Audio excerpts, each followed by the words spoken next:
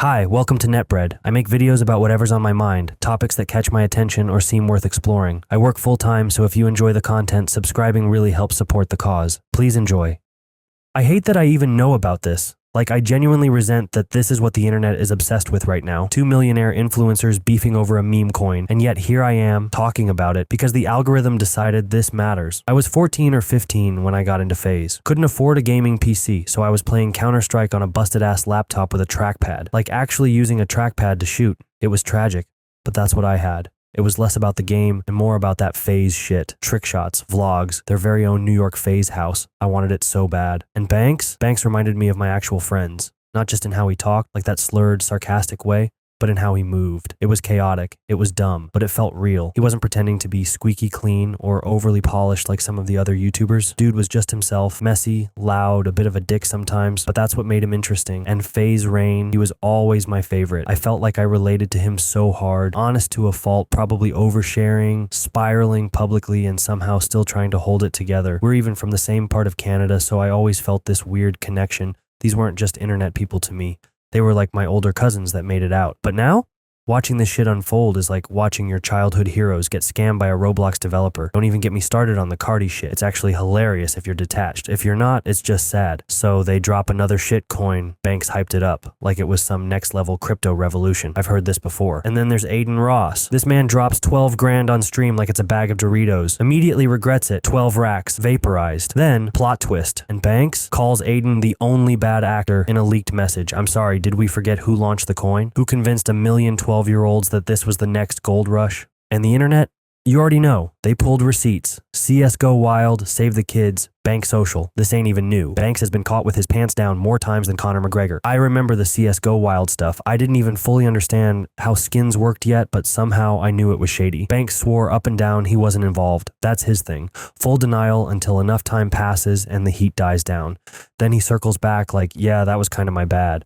And Save the Kids? Don't even get me started. That coin had the name of a charity and still somehow turned into a rug pull. The optics alone should have killed his career. But instead, we just got a 6-month hiatus and a corporate rebrand, like nothing ever happened. But here's where it really hits. This whole era of online wealth, meme coins, NFTs, whatever else. It's just sad because it's so close now. Fame used to be this faraway thing, a castle on the hill. Now it's right there. You can see over the fence and it's live streamed in HD, and the money, it's the carrot on the string. Dudes like Banks and Aiden make it look easy, and if you're watching long enough, your brain starts telling you, hey, maybe I could be next. That's the scam. That's the part no one talks about. It preys on people who feel like they've got nothing to lose. You're not just watching a YouTuber pump a coin, you're watching them weaponize hope. These guys don't care about their viewers. And that's the power imbalance here. You're looking up to people who are looking past you. They're not thinking about the 16-year-old who just emptied his bank account because his favorite creator told him this was a no-brainer. They're thinking about liquidity, about exit strategies, about getting out before the bottom falls out. It's hard to watch this play out, especially when you grew up idolizing these guys. I don't hate Banks. I actually liked him. But at a certain point, it's like watching someone crash the same car over and over and still somehow walk away from it. How many times does it take before the fan base starts asking real questions? And I get it. The loyalty runs deep. Faze meant something to people. Still does. But that's exactly why this hurts. It's not just disappointment in some internet guy. It's disappointment in what that world turned into. This isn't some moral crusade. I'm not above it. I used to look up to these guys. I wanted to be like them.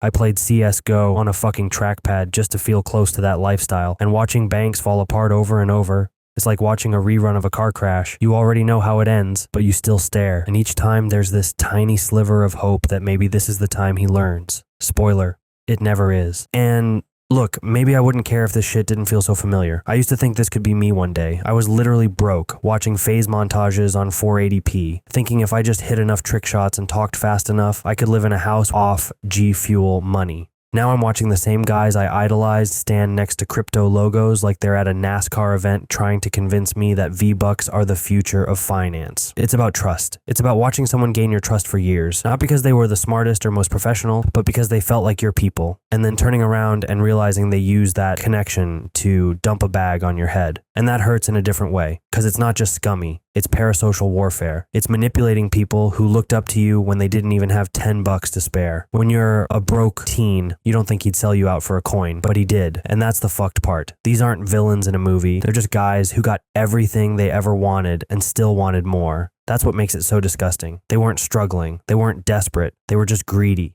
And I know people are going to say, well, you should have known better. And yeah, maybe. But a lot of us were young people, or young enough to believe Faze was a family and not just a marketing machine. That's the trap. They sell you dreams like it's merch. There's always going to be another coin, another platform, another buzzword to chase. I miss when Faze was about no-scoping kids on Rust. This is where we're at, and maybe it's always been like this, but now it's clearer, now it's public. Now the people we used to root for are live streaming the fall. And yeah, I know next week it'll be some other clown doing the same shit. New coin, new drama, new apology video with sad piano music and a comment section saying, we all make mistakes.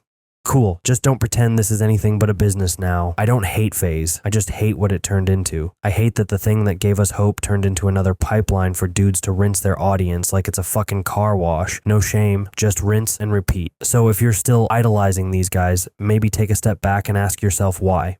Like genuinely. What are you holding on to? Because I promise you, they let go a long time ago. Anyway, let's all go touch some grass.